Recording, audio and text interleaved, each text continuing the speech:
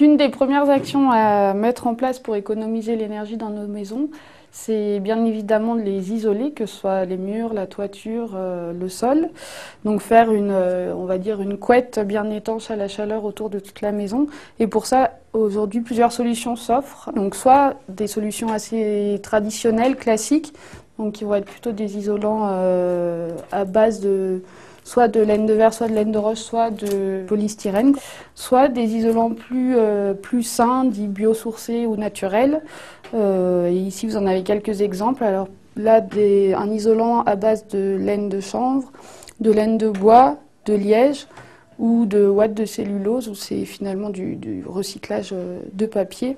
Et donc globalement, tous ces isolants ont les mêmes caractéristiques techniques au niveau de l'isolation. Certains sont plus performants que d'autres, mais globalement, c'est surtout sur l'épaisseur d'isolant qu'il va falloir travailler en mettant les épaisseurs les plus importantes possibles pour isoler au mieux. En termes d'avantages et inconvénients, il y a d'abord le critère du coût. Les isolants classiques sont les isolants les plus économiques. Des isolants dits naturels vont avoir tendance à être quand même en général plus chers. Après, en termes d'avantages ou inconvénients, ce qu'on regarde au niveau des isolants, c'est l'énergie qu'il a fallu injecter pour les produire.